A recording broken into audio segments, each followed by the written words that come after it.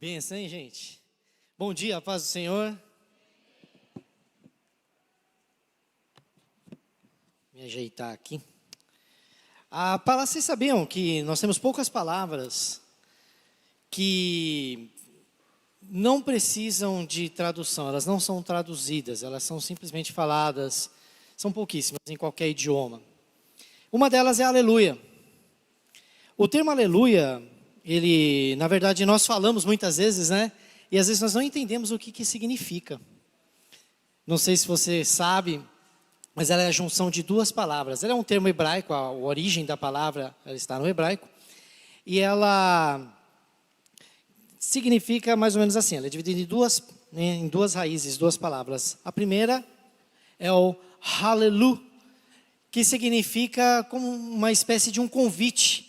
É como se você cutucasse o camarada que está do seu lado e falasse assim: ei, vamos enaltecer, vamos agradecer, vamos louvar, vamos engrandecer. Quem? O Yahvé, o Yah.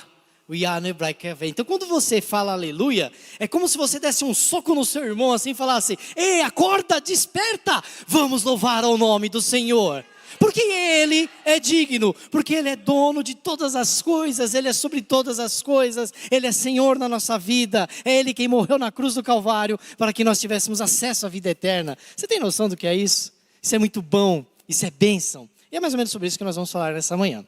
Amém? Então, eu já convido você a abrir, não está aparecendo aqui ainda não, a abrir a sua Bíblia no Evangelho de Marcos, conforme o pastor Mauro havia dito na quinta-feira. Nós retornaríamos um pouquinho no texto, né, nos textos do estudo de Marcos. E nós vamos ler lá o capítulo de número 6. Eu vou me ater a 2 versículos, apesar do texto ser grande, aí você pode, depois eu vou comentar aqui, mas você pode depois estar lendo ou estar acompanhando aqui, mas para que não se estenda muito a mensagem, eu vou me ater a 2 versículos, que é os versículos 3 no caso, né? 14, 15 e 16. Todos encontraram? Amém? Aleluias. Olha, aquele cutucada, vamos louvar o Senhor e tal. Então diz assim o texto sagrado: e ouviu isso o rei Herodes, porque o nome de Jesus se tornara notório, e disse: João, o que batizava, ressuscitou dos mortos, e por isso essas maravilhas operam nele. Outros diziam: é Elias. E diziam outros: é um profeta como um dos profetas, ou como um dos profetas. Herodes, porém, ouvindo isso, disse: esse é João, que mandei degolar, ressuscitou dos mortos. Eu gostaria de orar com você. Você não precisa levantar, você pode ficar aí sentadinho mesmo, sem nenhum problema. Senhor, eis-nos aqui, ó Pai. Nós cantamos, entoamos, nós louvamos o Seu nome, Senhor. Entregamos as nossas vidas como uma oferta, Pai, o nosso louvor como uma oferta viva diante do Seu altar, Senhor. Tendo certeza de que Ele subiu até Ti, ó Deus, com um cheiro suave, agradável, Pai. E temos ciências que o Senhor recebeu o nosso louvor, ó Pai. Que o Senhor recebeu o nosso sacrifício. E agora, Pai, nós estendemos os nossos ouvidos, nós abrimos o nosso coração para ouvir a Tua palavra, para ouvir o Teu querer, Deus. Senhor, usa, Pai, tira que todo eu caia por terra, ó Pai. Tira aquilo que não provém de Ti, Senhor. Para que o Teu nome, ó Pai, seja exaltado e a Tua palavra seja falada ao Teu povo, Deus. É o que eu te peço e te agradeço no precioso nome de Jesus, ó Cristo. Amém. Amém. Para entender essa passagem de Marcos, porque muitas vezes quando nós vamos esboçar um texto, vamos esboçar uma pregação, quando nós vamos estudar a palavra, nós às vezes procuramos palavras que Jesus tenha falado, que seja algo de profetas falando, e de repente você pode se perguntar nessa manhã, não, peraí, você vai pregar em cima das palavras de Herodes, de fariseus, que esses camaradas estavam comentando. Mas é interessante, meu avô falava isso para mim, né? Que é interessante quando você aprende em cima do erro dos outros. Quando você percebe uma colocação errada e você fala, opa, peraí, não é bem por aí. E você toma de aprendizado o que o outro errou. E aí você acaba aprendendo para você também não errar. E hoje nós vamos falar sobre algumas colocações e posicionamentos que as pessoas têm acerca de Jesus, que a igreja muitas vezes tem sobre quem é Jesus. Por isso o título da nossa mensagem: e vocês, e eu, quem dizes que sou? Quem diz que Jesus é? Quem é Jesus para você? Para entender isso é necessário que você compreenda um pouquinho sobre Marcos. Quem foi Marcos? Nós vamos trabalhar com alguns personagens até chegarmos a algumas aplicações básicas aqui para a nossa vida. Então eu peço que você tenha aquele tiquinho de atenção, que você desligue aí o seu celular, baixe o volume dele, deixe tudo bem tranquilo. A não ser que você esteja acompanhando o texto bíblico aí por ele, mas procure não desviar a sua atenção. Tá bom? Eu particularmente, um dia eu estava conversando, não lembro com quem foi, que eu falei assim, eu não gosto muito de trazer a Bíblia no celular. E naquele dia estava acontecendo um jogo de futebol. Eu falei, ó, tá vendo? Por isso aqui, ó. Porque fica aparecendo mensagem, vem notificação, aí vem a notificação do jogo. Aí eu falei assim, ó, tá vendo? Isso aqui desvia a nossa atenção. Então, coloca aí no modo avião que fala? No modo avião, para não chegar a mensagem. Ouça a palavra de Deus. Marcos, ele era filho de uma viúva, que também era chamada Maria. E essa casa era uma casa, a casa deles, né, de João Marcos e da sua mãe Maria, ficava em Jerusalém.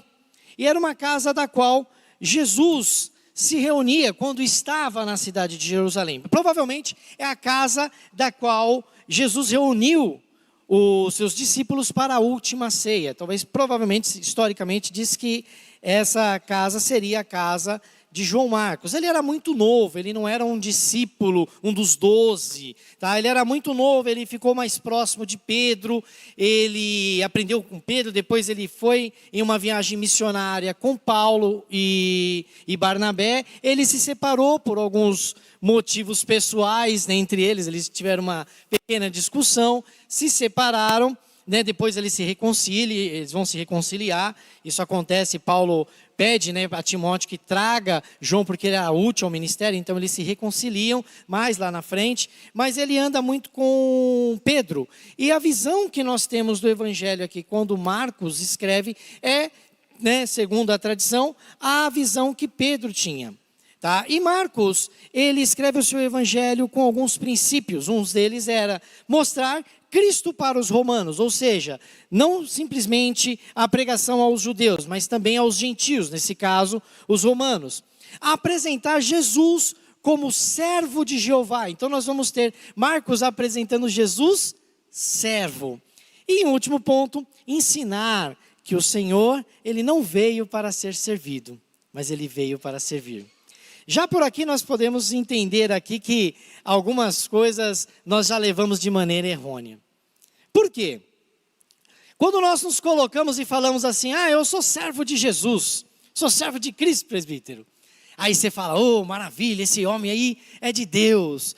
Só que ele é aquele crente que quer que você o sirva, que você seja mordomo dele. Ele não se coloca como servo, ele se coloca muitas vezes como Senhor. E muitas vezes nós fazemos isso no nosso dia a dia. Você se posiciona e se coloca como o Senhor das causas, como o bam. Eu me coloco à frente, eu vou e resolvo, e as outras pessoas têm que vir atrás de mim. E essas pessoas têm que vir a me servir. E Jesus, ele, de acordo com o texto, com o conteúdo completo de Marcos, mostra totalmente o contrário. Que se nós queremos ser como o Senhor, nós devemos ser servos. Nós devemos servir, nós devemos ser mordomos dos demais. E é legal isso, sabe por quê? Porque se eu te sirvo, você vai querer também falar, não, eu quero ser igual, e você vai me servir. Existe essa troca. E sabe qual que é o nome disso? Comunhão. E aí a coisa acontece. E aí a igreja anda. Olha que maravilha. Mas vamos seguindo aqui. Entrando aqui dentro do nosso texto, saindo um pouquinho do propósito aqui de Marcos, para você já começar a entender, nós vamos perceber o quê? João Batista, nós temos uma escrita diferenciada aqui, nós temos um flashback, logo após, a partir do versículo 17 ao versículo 28, nós temos o relato da execução de João Batista. João Batista, ele era um profeta, que ele veio um tiquinho antes do Senhor para poder pregar o arrependimento. E ele, de certa forma, fez algumas alfinetadas no povo que estava lá, né, no povo, principalmente em Herodes. e ele acaba sendo decapitado. Tá? Por que ele foi decapitado? Olha só o que acontece. Nós vamos ter uma mocinha chamada Salomé, que era filha de uma mulher chamada Herodias. E esse Herodes, né, era casado com essa Herodias, depois nós vamos comentar um pouquinho sobre esse casamento. Essa Herodias, ela não gostava de João Batista. Ela não tinha muito fé com João. Herodes tinha. Herodes ouvia, Herodes simpatizava até, mas, né, sabe aquela coisa? Tem um ditado popular que diz assim: se um homem bom se casa com uma mulher boa, a probabilidade desse cara melhorar e crescer é muito, muito, muito grande. Se um homem mau se casa com uma mulher boa, a probabilidade dele mudar para ser bom também é muito grande. Agora, se um homem bom se casa com uma mulher má, ele vai cair. Não existe probabilidade, ele vai cair. É verdade, isso é verdade. A Bíblia diz, né, que a mulher valorosa, a mulher virtuosa é aquela que edifica o lar. E olha só o que acontece. Um homem que simpatizava com João, com o profeta, ele tem o seu caminho desvirtuado. Por quê? Porque ele é seduzido. E o homem, ele é assim. O pastor ontem pregou lá no culto de casais, né, pastor? Com certeza deve ter falado isso, que o homem, ele é assim. O homem, ele se seduz muito fácil. O sexo masculino se seduz e se deixa levar facilmente. A mulher, ela, por incrível que pareça, todo mundo diz que a mulher é emocional, a mulher é muito racional, ela é muito assim, né? Ela vê além, né? Graças a Deus pelas mulheres, amém? Então, olha só que interessante. Herodes, ele acaba sendo seduzido por uma dança de Salomé, e ele fala: ó, o que você quiser eu te dou, metade do meu reino, se você quiser eu dou para você. Pode pedir o que você quiser. Metade do reino, isso é uma metáfora, tá? Porque ele não era rei. Ele era um tetrarca, tá? Ele era tipo um governador, assim, para ficar mais pedagógico o negócio. Ele era uma espécie de governador, ele não era rei. Mas ele foi lá e, você olha só a cabeça dele, ele prometeu até o que ele não tinha. Já viram casos assim, né? Tem homem que faz isso, que promete até o que não tem. E acaba se enrolando. Por isso, mulheres, sejam firmes na palavra do Senhor para não detonar com a sua casa e com o seu casamento. Eu escuto as mensagens, eu estou no grupo, aí eu vejo as orações, benção. Aí o que acontece? Olha só que interessante. Ela fala, consulta a mãe Herodias era uma mulher má, aí ele fala assim, pede a cabeça de João Batista. Ela vai lá e fala, eu quero a cabeça de João Batista num prato. Herodes, rapaz, é um cara, mas ele prometeu, para não passar vergonha na frente dos outros, ele vai lá e manda decapitar João Batista. Esse é o contexto. E aí, eles estão reunidos dentro do palácio de Herodes, ficava na cidade de Tiberíades, era uma cidade que Jesus, pelo menos nos relatos do Evangelho, Jesus nunca colocou o pé lá, é uma cidade assim, que Jesus não chegou a falar ou a implantar o seu ministério lá, talvez os discípulos tenham ido. O fato é que ele estava lá, e a fama de Jesus chega até eles. A questão da operação dos milagres, isso se dá na grande comissão, quando Jesus envia os seus discípulos para pregar, sem a presença propriamente de Jesus. Eles saem, eles se espalham e começam a ministrar a palavra. E aí a fama de Jesus chega de uma forma assim, muito grande. Tem um camarada aí que está operando milagre e os seus discípulos também estão operando. Por quê? Porque Jesus tinha dado essa autoridade. Jesus tinha falado, vocês vão fazer grandes coisas também. Então eles começam, dentro dessa grande comissão, eles começam a pregar a palavra, a operar sinais, maravilhas, e a fama de Jesus, ela se expande. É o que diz o nosso texto. Porque o rei Herodes, ele ouve falar de Jesus, por quê? Porque seu nome se torna notório. Todos começam a ouvir falar desse grande Jesus. A questão é, Herodes, ele simpatizava com João, ele ouve falar desse Jesus, passa de certa forma a simpatizar, mas a questão é, a fama era grande, mas como que as pessoas estavam percebendo a essência de Jesus? será que a essência verdadeira do Senhor estava chegando até eles? Quem lembra do texto de Jó, cantado depois pelo pastor Ademar de Campos? Antes eu te ouvia, antes eu te conhecia de ouvir falar. Ou seja, muitas pessoas, às vezes muitos de nós, ouvimos falar de Jesus. Você fala, oh, Jesus é legal. Tem até um filme, Dogma, não sei se você já assistiu, é um filme antigo, coisa de velho. Vocês aqui mais novinhos não vão saber desse filme. E tinha um Jesus legal. Já viram esse filme, não? Jesus não estava na cruz, Jesus estava assim, ó. A imagem de Jesus. E aí são dois anjos decaídos que vêm montar uma nova religião. E eles falam do Jesus legal. Jesus era legal, Jesus era bacana. Jesus era um cara que operava milagres, te dava algumas coisas, te servia, lavou os pés dos discípulos. Olha só que coisa legal.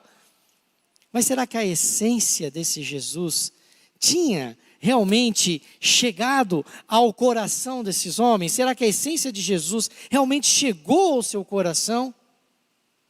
Jesus, ele tinha expulsado os demônios lá do endemoniado de Cafarnaum. Ele tinha curado a sogra de Pedro.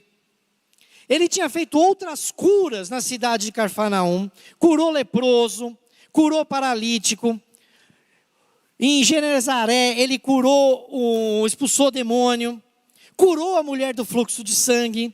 Ressuscitou a filha de Jairo. Tudo isso até o capítulo 6. Então a fama chegou ali de uma maneira, assim, né, gigantesca. A questão é, será que as pessoas estavam entendendo quem era esse Jesus? Será que você, na sua carreira cristã, entende quem é Jesus? Dentro do texto nós temos 3 vereditos aqui sobre a pessoa de Jesus. Um veredito de Herodes, um veredito de uma parte da sua corte e um veredito de um outro, né, de uma outra galera, de uma outra parte que estava ali. Cada um levanta uma suposição de quem era esse Jesus.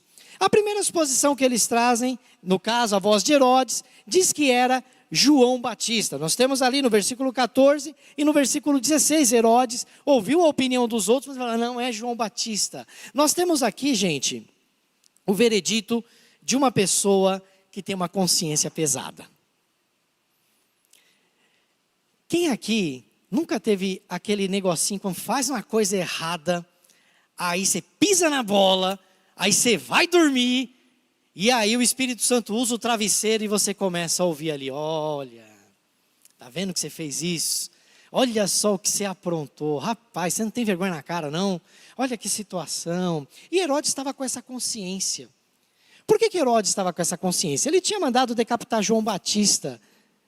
Mas o problema é que foi uma série de fatores. E você vê a pessoa de Herodes aqui, vai fazer com que você perceba o porquê dessa consciência dele. E talvez o porquê desse prognóstico, desse juízo que ele traz sobre Jesus. O Herodes, a vida dele é um enredo pior que novela da Globo. É verdade. Se você analisar, você vai ficar meio maluco. A história de Herodes, né, da casa de Herodes e de Jesus, assim, já tinha começado muito tempo antes. Esse Herodes que nós estamos falando aqui é chamado de Herodes Agripa. Tá? Antes dele tinha o seu pai, o tetrarca Herodes o Grande. Tá? Então Herodes, na verdade, é como se fosse uma espécie de título. Tudo bem? Que nem César, que nem rei, presidente e assim sucessivamente, tudo bem? Então, Herodes o Grande, o pai desse camarada aqui, do Agripa, que nós estamos comentando aqui, ele foi aquele Herodes que mandou matar as crianças menores de 2 anos. Vocês devem estar já, o pessoal que está na cantata aqui já deve estar bem antenada com esse texto, né, com essas passagens. Então, quando Jesus nasceu, vocês sabem do relato, vieram alguns astrônomos, tá, estudados, né? O pessoal fala que eram reis magos, mas eles não eram reis e nem magos, eles eram estudiosos, tudo bem? Então, assim, a tradição aí deu uma bagunçada no negócio, e também não eram só 3, a gente supõe que foi 3 por causa dos presentes, tá? Mas como eram presentes muito, muito caros, assim, umas coisas muito caras, né? Então, dá para se entender que eram mais alguns, tá? Não eram somente 3, e eles também não eram nem reis e nem eram magos. Eles eram estudiosos. E eles falaram, olha, a estrela de Belém foi e tal, e eles chegaram até Herodes o Grande. Aí Herodes o Grande ficou ali bravo, porque ele queria ser o rei. Aí ele falou assim, não, eu também quero ir adorar esse camarada aí. Mas ele, dentro do coração dele, ele queria mesmo era, né, matar. E vocês já vão entender o negócio aqui. Aí o que acontece? Os reis vão embora, depois eles não passam o endereço para Herodes. Vocês conhecem essa passagem. O fato é que Herodes, ele fica muito bravo, ele fica muito nervoso, e ele manda então assassinar todas as crianças menores de 2 anos. Todas elas deveriam morrer, por isso que Jesus desce ao Egito, né? A sua família desce ao Egito para que não fossem mortos pelas mãos de Herodes. Então, existe esse livramento. O Herodes o Grande, ele era tão sedentário, tão sanguinário, tão doido por poder, que o que ele faz? Todas as pessoas, os seus filhos, ele se casou várias vezes e teve vários filhos.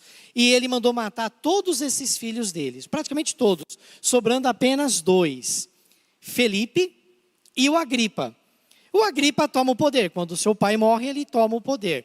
Tinha um ditado entre os judeus, Flávio Joséfo fala isso, que era melhor ser um porco de Herodes do que ser um filho de Herodes. Porque se você fosse filho, você ia morrer. Porque o cara era muito sedentário, sanguinário, desculpa. Ele queria muito poder. Então, ele mandava matar geral. Quando ele morre, o seu filho, um dos sobreviventes, né, o Agripa, assume o poder e ele é um cara perverso, que é esse camarada que nós vamos comentar aqui.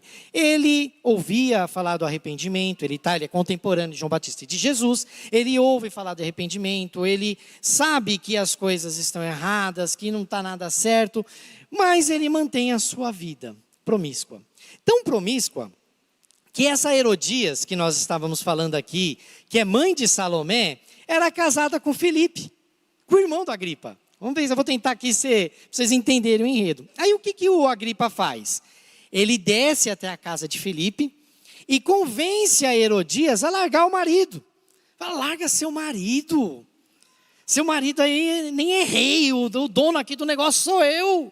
Você tem que ficar comigo, não com ele. E ele era casado, tá? De tudo isso, mas ele era casado. E aí a Herodias fala, não é que é mesmo? Eu estou casado com Mané aqui, nem é rei. Eu tenho uma filha aqui que nem vai ser rainha. E aí o que ela faz? Ela larga do marido de Felipe, Herodes, o Agripa, larga da sua esposa e os dois se casam. Só que tem um detalhe, os dois eram judeus. E o que a Bíblia diz lá em Levítico?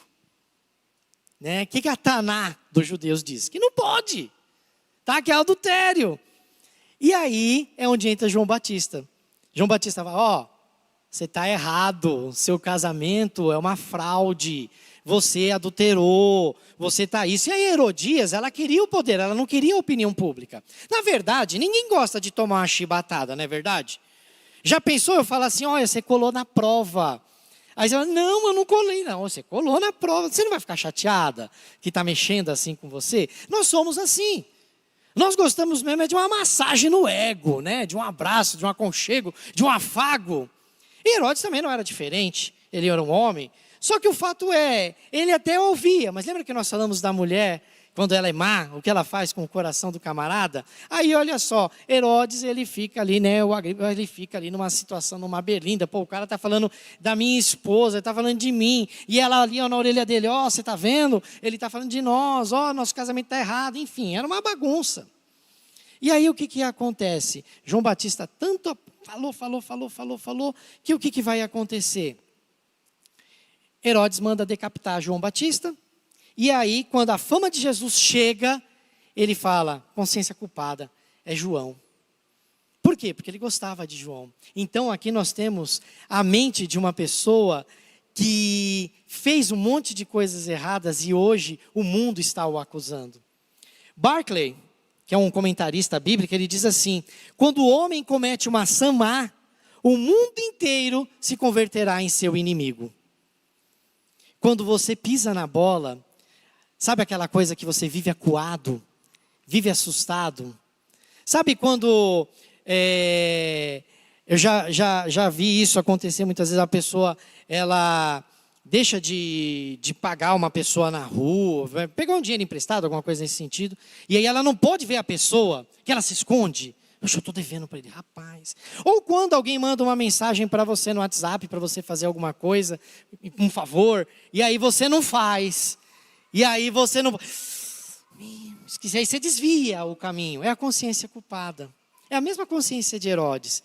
Olha só que interessante, a Bíblia é muito clara, muito enfática. A ninguém deveis nada, a não ser o amor.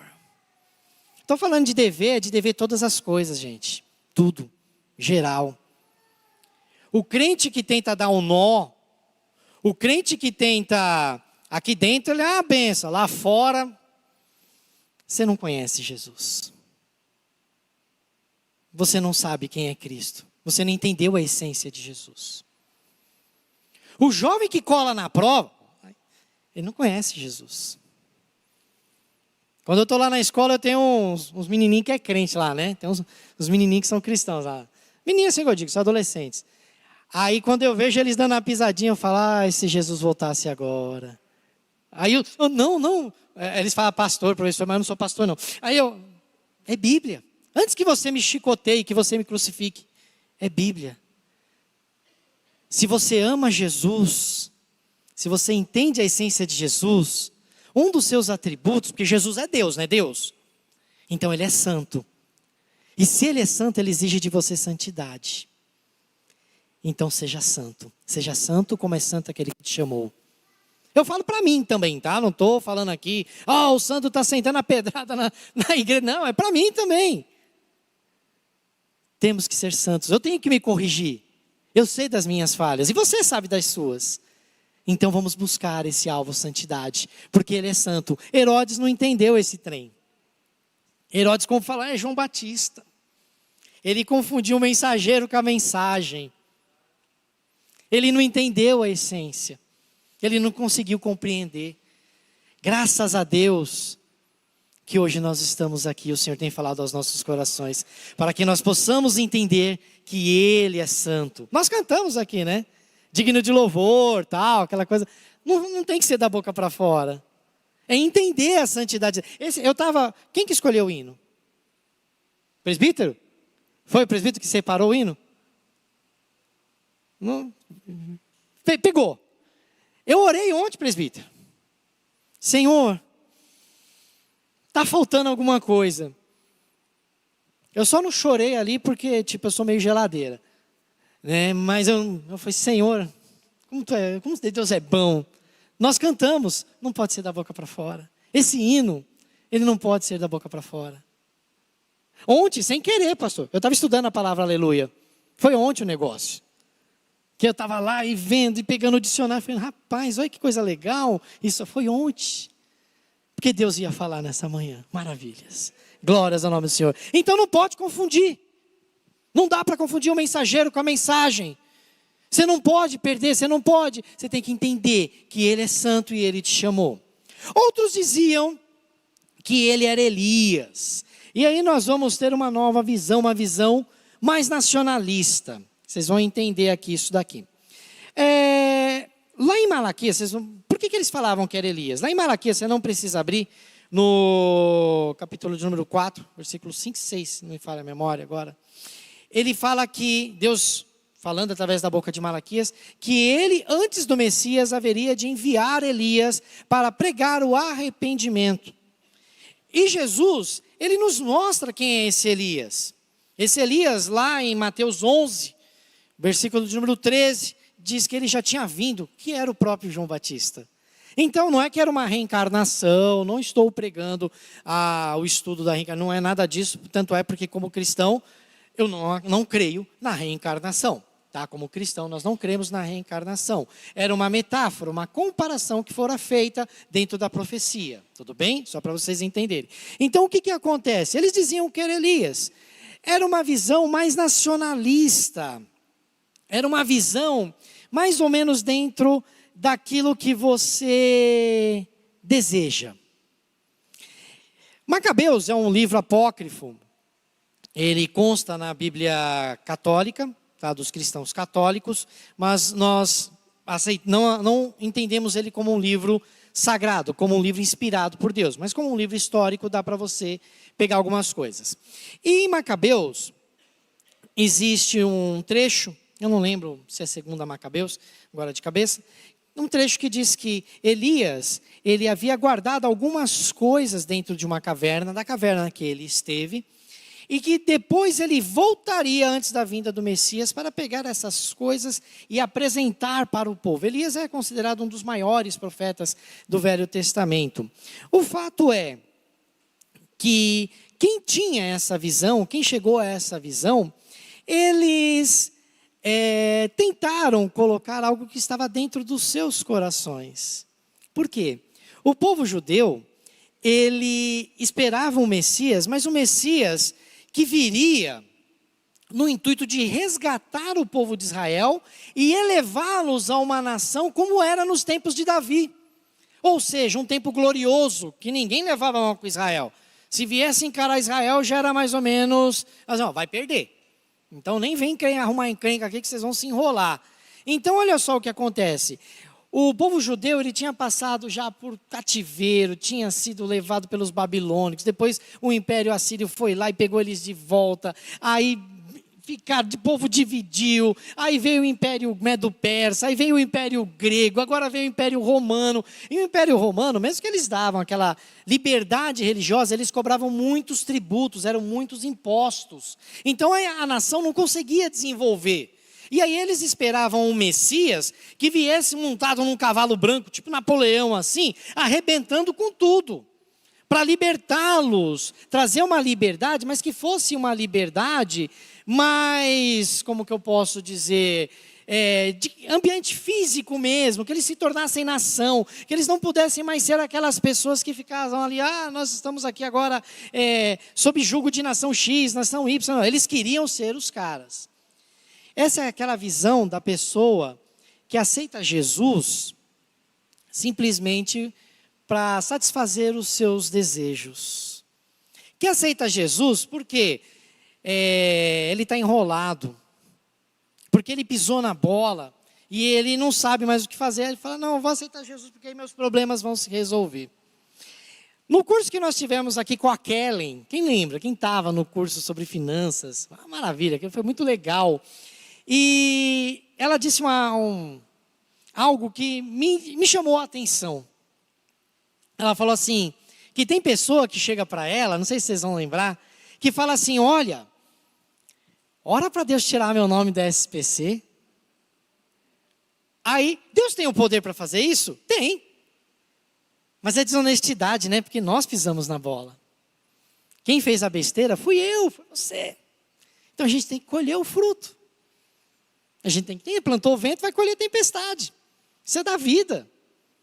Tá? Você está falando uma coisa que não é bíblico. Não, mas é da vida. Isso é natural. O pecado, a doutrina do pecado, né, o estudo sobre o pecado, a queda, nos mostra isso. Nós trouxemos os problemas. Era tudo perfeito. Quem pisou na bola foi o homem. Então, nesse caso, não adianta ser, eu vou. Não, não vai. Temos que tomar vergonha e fazer a coisa certa. Eu tenho que me consertar, eu tenho que me acertar. Sabe por quê? Jesus não é legal? É legal, mas ele é justo. É ele quem imperará com justiça. Então não adianta eu levar numa brincadeira. Eu levar simplesmente para arrumar aquilo que está errado na minha vida, sim. Mas arrumar o conserto não é ele, como é que eu posso dizer, fazer uma coisa errada para consertar um outro erro. Já entenderam? Sabe assim, eu quebro a caneta e eu escondo para ninguém descobrir que eu quebrei o trem. Não é assim que a coisa funciona. É eu quebrar a caneta e mostrar, me desculpa, me perdoa, eu quebrei. Se ele perdoar, amém. Se ele não perdoar, você vai e compra outra e devolve. É mais ou menos, ninguém quebrou minha caneta aqui, tudo bem? Não é indireta, é só para vocês entenderem o negócio. Então não adianta vir para Jesus para arrumar o seu coração, para satisfazer os desejos do seu coração. Sandro, mas isso é bíblico. Agrada-te do Senhor, deleita-te do Senhor e Ele satisfará os desejos do seu coração. É bíblico, está em Salmo. Mas olha o que está para trás. Deleita-te no Senhor. Se deleitar no Senhor é fazer a vontade dEle. é converter. Conversão significa você ir por um caminho, dar meia volta e nunca mais tornar por ele. Metanoia, mudança de mente, mudança de entendimento. Se você roubava, você não rouba mais. Se você adulterava, você não adultera mais. Se você era viciado em pornografia, você não vai ser mais. Quando você aceita Jesus de coração, aí sim, ele entra para transformar as suas atitudes e fazer com que você realize aquilo que é certo. Quando você vem para Jesus, simplesmente, vou receber, aleluia, vou declarar, aleluia. Tudo errado. Não me crucifica, mas é Bíblia. A gente precisa entender que nós somos chamados para ser diferença. Luz do mundo e sal da terra. Esses camaradas aqui, eles não estavam com más intenções. Não é legal, de repente, eu falar assim, Júnior, você é tipo Elias, meu. Eu ia fazer uma comparação. Eu estava ouvindo o louvor aqui, eu me senti naqueles filmes americanos que mostra as igrejas com o coral, sabe? Eu falei, nossa, cara, eu estou no Bronx aqui. Né? A negra tá mandando tudo, da hora.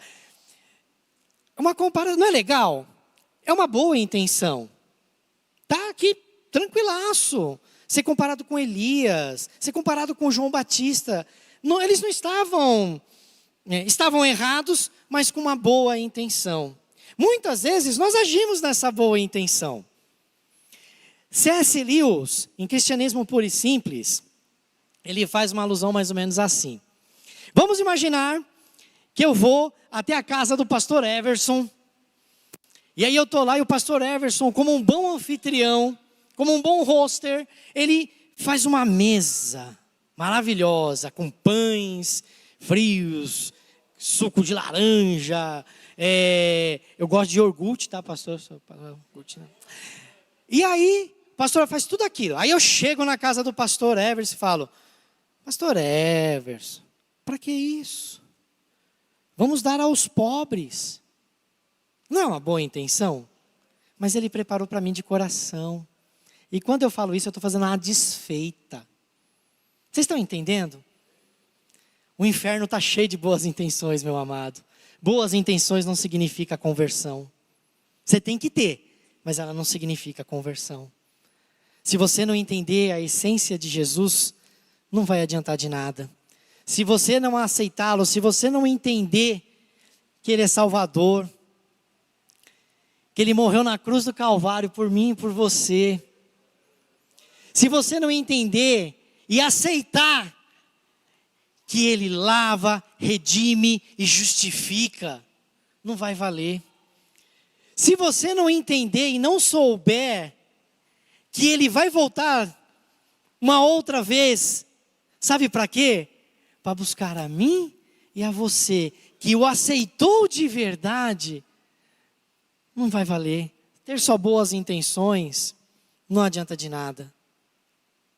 Não é pelas obras, é pela fé. Então, eles não estavam de todos errados, eles só não entenderam. E às vezes nós também não entendemos, a gente deixa passar. Então tome cuidado, não é só boas intenções. Qual a direção, qual a intenção disso daí? Ela está dentro da essência daquilo que Cristo deixou para nós. Ela está dentro da essência daquilo que eu e você devemos ser.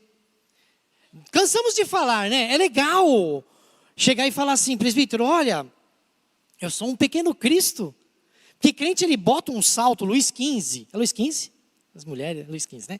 Ele bota um salto Luís XV, e ele, porque ele está dentro de uma igreja, porque ele anda com uma Bíblia debaixo do braço, porque de repente ele vem tocar no louvor, porque ele acha que ele é o cara. Porque ele sobe num púlpito e ele aprende meia dúzia de palavras no grego, no hebraico, aí ele acha que ele é o dono do negócio, que ele é o tal. E não é.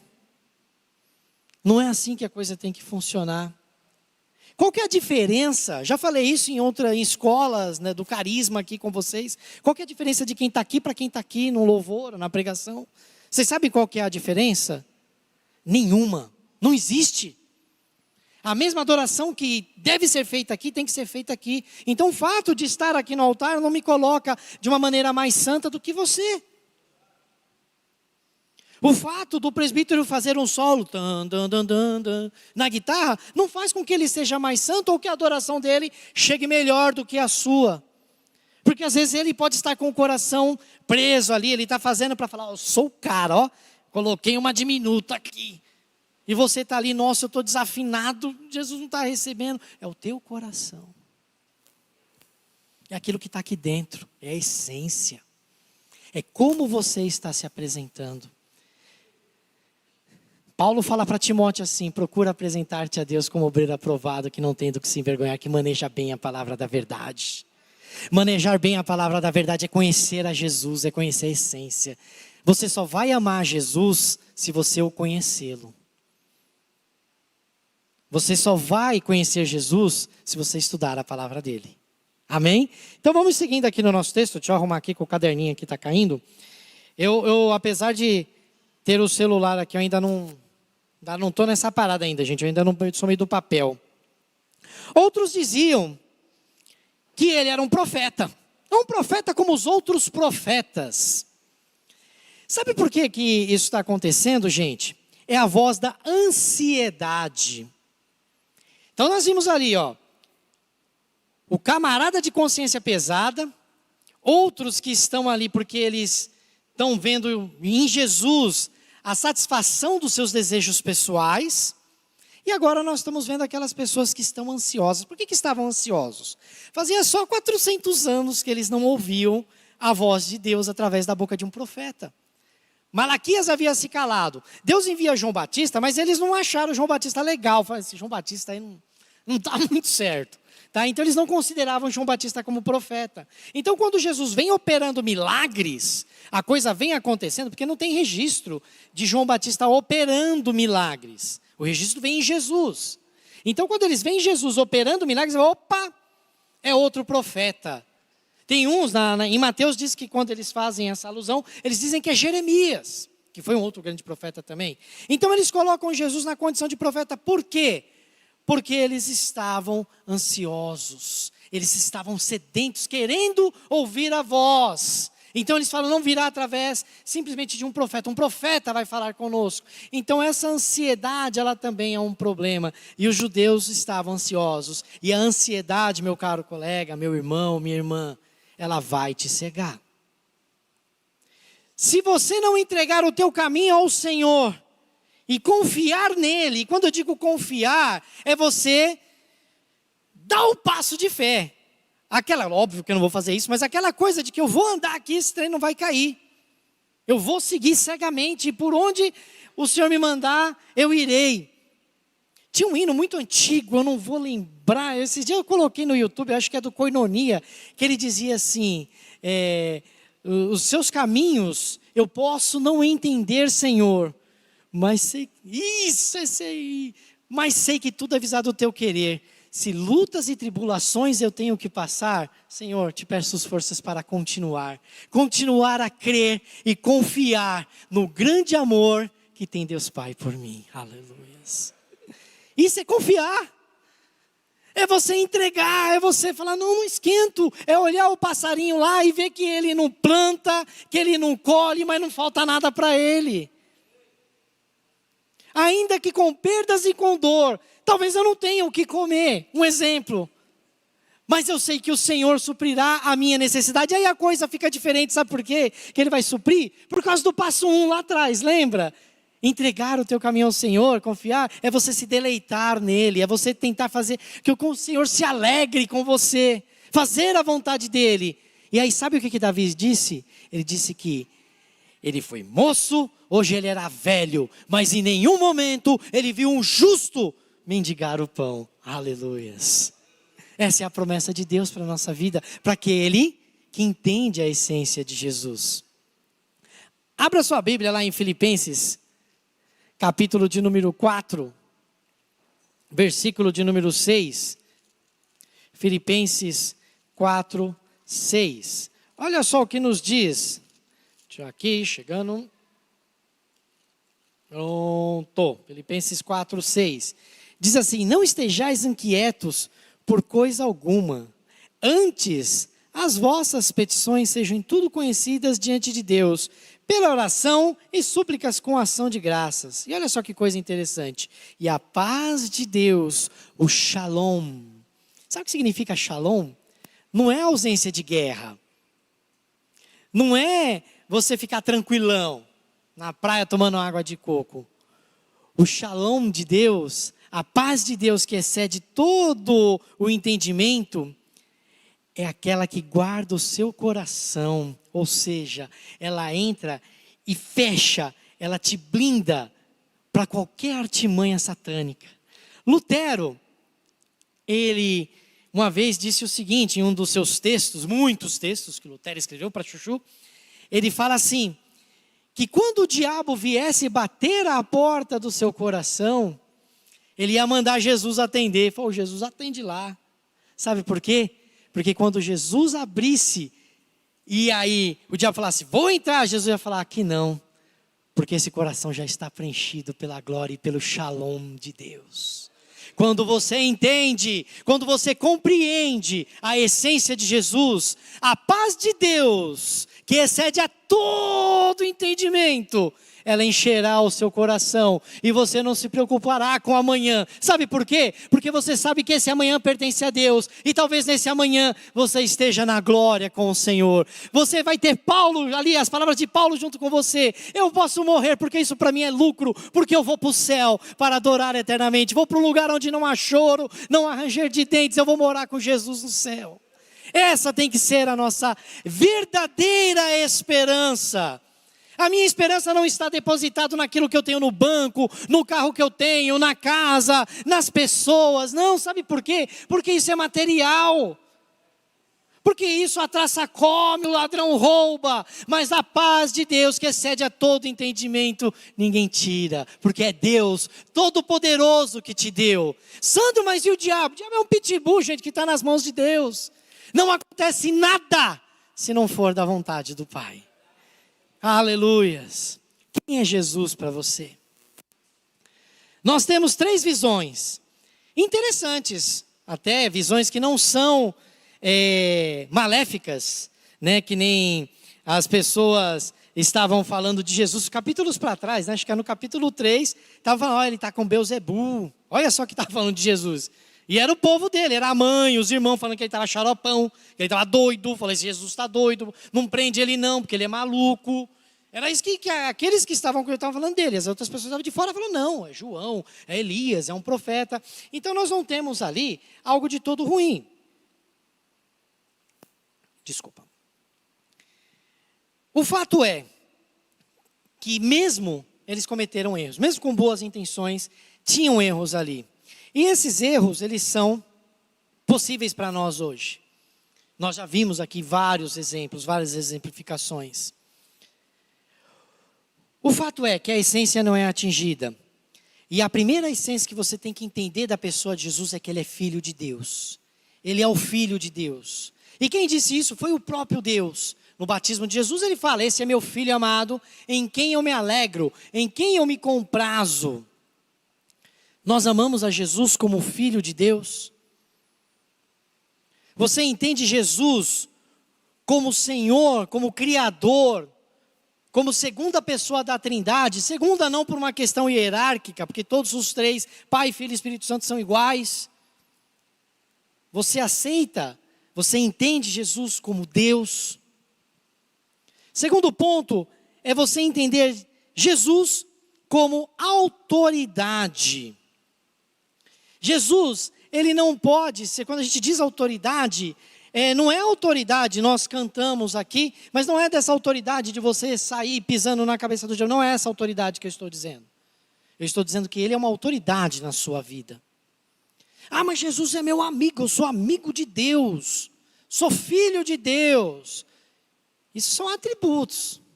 Mas em primeiro momento eu tenho que entender que eu sou miserável, que eu careço da salvação, que eu sou pecador, que eu erro e erro para chuchu. Eu, Sandro, Senhor, misericórdia da minha vida.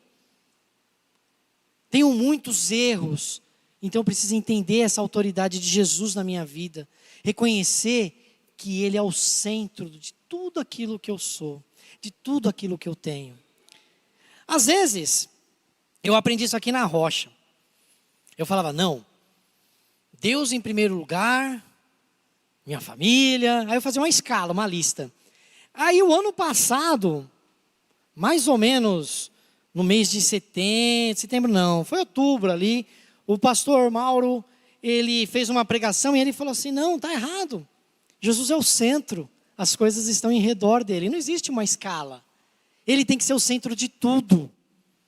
Então Jesus tem que ser o centro de tudo nas nossas vidas. Se eu vou no meu trabalho, Jesus é o centro. Ele tem que estar ali, ele vai à sua frente. Quando você vai trabalhar, você fala, Senhor, me usa, ele vai te usar. Aí você vai para a escola, Jesus é o centro. Você está na sua casa, no seu relacionamento com a sua esposa, Jesus é o centro. Você vai almoçar, Jesus é o centro. Aonde quer que você vá, Jesus tem que ser o centro da sua vida. E aí sabe o que vai acontecer quando ele passa a ser o centro da sua vida? Você assume um compromisso com a verdade. Você assume um compromisso com aquilo que é certo. E aí você cai dentro das palavras de João, lá na primeira carta de João. Filhinhos, não peca. Mas se por acaso você pecar, você tem um advogado junto ao Pai que vai advogar as suas causas. E essa mancha vai ser lavada no sangue do Cordeiro. E ela vai ser mais branca do que a neve. Isso é Bíblia. É interessante que quando nós assumimos um compromisso com a verdade, você tem que colocar a sua vida como Cristo centro de tudo. E você precisa entender que todo o seu ser tem que estar debaixo e exercitar e exercer a misericórdia de Deus. Eu preguei no carrão um tempo atrás e falei, quantos de nós não arrumamos briga por causa da política? Quantos de nós falamos mal? Não foi, pastor? A gente conversou muito sobre isso. Muitas vezes nós falamos de X, de Y, sem partidários ou partidos, mas quantas vezes nós falamos? E aí você até parou de conversar com aquele irmão, porque ele não tinha a mesma ideia que a sua. Você sabia que se ele aceitou Jesus de verdade, ele vai morar no céu com você? Você brigou com ele, e aí, como é que vai ser? Você vai virar a cara para ele no céu? Talvez nem vá para lá, que você criou a contenda. Nosso púlpito não é para você ficar X ou Y. Nós não temos X e Y. Sabe quem que nós temos que pregar acima de tudo? Seja política, futebol. Quem mais que a gente discute aí bastante? Né? Falam de religião. Não, nem religião. O centro do nosso púlpito não é X e Y. O centro do nosso púlpito é o alfa e o ômega, o princípio e o fim. Aquele que tem todas as coisas ali, existentes debaixo da sua mão. Aquele que criou todas as coisas. O Cordeiro que foi morto antes da fundação do mundo. O nosso compromisso é com Ele. Então, quantas vezes nós falamos, é debaixo daquilo que Cristo preparou para mim e para você. Nós não vivemos ideologia. Nós vivemos Bíblia. Nós vivemos Cristo. O Cristo que foi morto, ressuscitou e vai voltar para buscar a mim e a você. Tem gente que domingo é um fardo. Eu louvo a Deus pelo culto do domingo da manhã. Eu acho que tinha que ser só domingo de manhã, pastor. Verdade. Que tem crente que tem preguiça. Presbítero Laércio, o pessoal tem preguiça, presbítero, de vir para o culto. Não, vou no de noite, porque da noite é da hora. Uma vez eu perguntei por irmã, daqui. Eu falei assim, fulana, para não expor o nome, por que você não vai de manhã? Porque eu vou de manhã, eu gosto de ir no culto da manhã. Eu curto, vai pensar que faz um tempo, eu tomei no pecado aí também, que faz um tempo que eu não venho de manhã. Aí, ela falou assim, sabe por quê? Ela falou, professor, sabe por quê? Porque de noite é mais legal, é mais emocionante. Pastor, Jesus ressuscitou no domingo de manhã. Não foi no domingo à noite. Não estou falando que é pecado vir de noite. Mas só estou querendo que vocês entendam a essência. Glória a Deus por você que vem de manhã. Sabe por quê? Porque tem gente que é um fardo. Tem a gente que acha que vir para a igreja é uma obrigação. Os levitas aqui. Quantas vezes você não tem que implorar para o cara vir? Cadê o João? Batera, cadê? Eu não estou vendo. Foi o João que tocou, né? É que eu sou míope, eu não enxergo muito bem. Está lá no fundo ali. Né, João? Às vezes fala assim, tocar na igreja, não. Hoje eu não estou com saco, eu não estou afim. Aí você fala, não, já fui na quinta. Vou ter que ir no domingo, no culto de novo. Não, lá na escala da cantina, às vezes fala assim, não, não vou, não quero, no culto das irmãs, não. O culto das irmãs é chato, só vai falar de tricô, de tapoé. Culto dos irmãos, não, vai falar de futebol, dos varão, não vou. É um enfado vir para a igreja. Vocês sabem o que está acontecendo aqui agora? Isso aqui é uma faísca, uma fagulha do que vai acontecer na eternidade. Eu olhar para você, e não me importa se você é bolsonarista, se você é lulista, não me importa se você é Corinthians, se você é Palmeiras. Sabe o que acontece? Eu te amo em Jesus. E nós vamos louvar a Deus, nós vamos dizer, Santo, Santo é o Senhor Deus poderoso, digno de louvor. E depois eu vou cutucar assim, Júnior, aleluia, vamos, eu estou te convidando para louvar a Deus. O que acontece aqui não é um enfado. Nós estamos aqui porque é um prenúncio da glória futura. É onde não importa se você é branco, se você é negro, se você é amarelo, não importa a tua etnia, não importa a sua posição, se você é rico, se você é pobre, não tem problema. Juntos vamos louvar a Deus, é isso aqui que tem que acontecer. Eu não venho porque o pastor Mauro falou, Santo, você vai pregar no domingo. Não, eu venho porque eu amo a Jesus. E eu quero estar perto dele. E o mais interessante, tem gente que fala assim, eu vou para o culto para recarregar a pilha. Já ouviram essa parada? Carregar a pilha porque amanhã é segunda, e aí segunda o bicho pega, tem trabalho, não tem feriado na terça, que o Brasil perdeu, então a semana vai ser cumprida, né? Não vai ter esse negócio todo. Não, eu não venho para recarregar energia, eu venho para louvar a Deus, eu venho para te ver, sabia? Quando o pastor estava em Cuba, meu coração ficava triste, pastor, porque eu só te via por trem lá, e a imagem ruim, porque a internet lá é ruim. E eu falo, nossa, que saudade desse homem. Que saudade da tua voz, Júnior.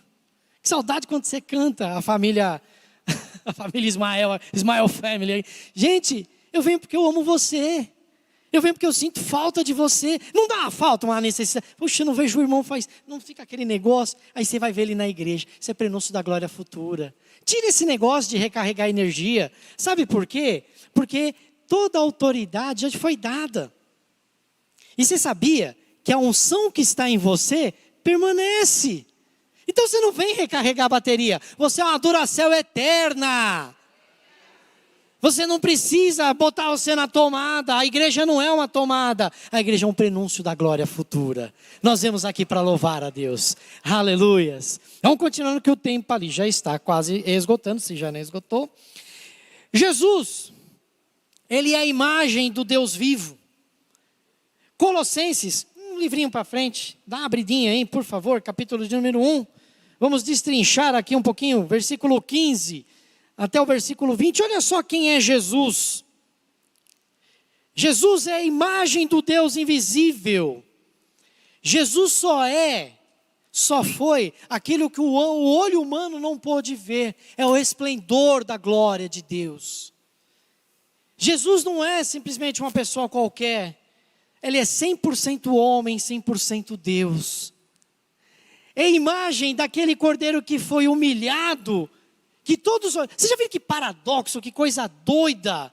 Através da morte veio a vida. Esse é Jesus, esse é o esplendor da glória de Deus. Este é aquele que veio para confundir as coisas sábias e mostrar que a verdadeira essência está na simplicidade e na humildade. É a imagem do Deus vivo.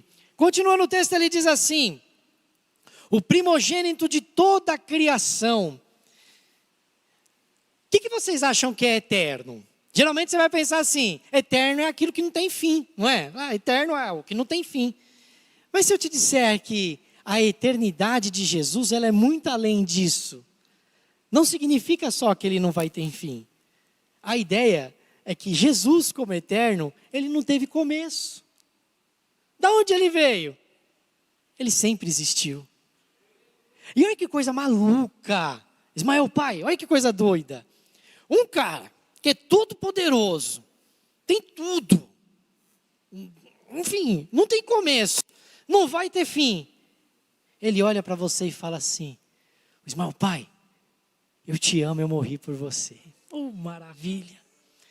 Ele nos ama, ele morreu por nós. Isso é muito além. Isso é muito... Faltam adjetivos, substantivos para poder explicar tamanho amor. E ele tem por você. E diz que ele amou de tal maneira... No grego, esse tal maneira, o original no grego, ele quer dizer que passa sobre todo entendimento. Tudo aquilo que você puder entender que seja amor, é muito além. Então Deus amou de uma maneira que você nunca, você não pode imaginar, você não consegue mensurar. Ele envia o seu Filho para que todo aquele que nele crê, todo aquele que entende a sua essência, que entende quem é Jesus e o aceita, não pereça, mas tenha vida eterna. Porque aquilo que o olho não viu, o ouvido não ouviu, nem subiu ao seu coração, ao seu entendimento, é o que Deus tem preparado para você. Seja aqui na terra, seja no céu. Aleluias. O texto continua. Porque nele foram criadas todas as coisas que há no céu e na terra, visíveis e invisíveis, sejam tronos, dominações, principados, potestades, tudo foi criado por ele e para ele. Ele controla todas as coisas. Você não precisa ficar preocupado com o porvir. Lógico, você trabalha, você faz a sua correria do dia a dia, mas a diferença sua é que você sabe que está tudo debaixo da mão de Deus, independente do que venha acontecer. Não cai um fio de cabelo da nossa cabeça, não cai um pelo do nosso corpo, não acontece um passo que nós damos. Deus já está ciente disso tudo e controlando tudo por amor daqueles que creem e aceitam. Aleluias. O texto continua. Ele é antes de todas as coisas e todas as coisas subsistem por causa dele. Ele é a cabeça e o corpo, do corpo da igreja. A igreja não é do pastor Mauro, não é do pastor Everson. Graças a Deus por isso, porque nós somos homens. A igreja é de Cristo. É Ele quem controla, é Ele quem faz. Quando o presbítero simplesmente no coração dele, ele pegou o hino, é porque Deus já sabia que eu ia pedir no sábado à noite. Eu, Senhor, e aí, Senhor? Aí Deus já tinha... Sandro, por que você está ansioso, menino?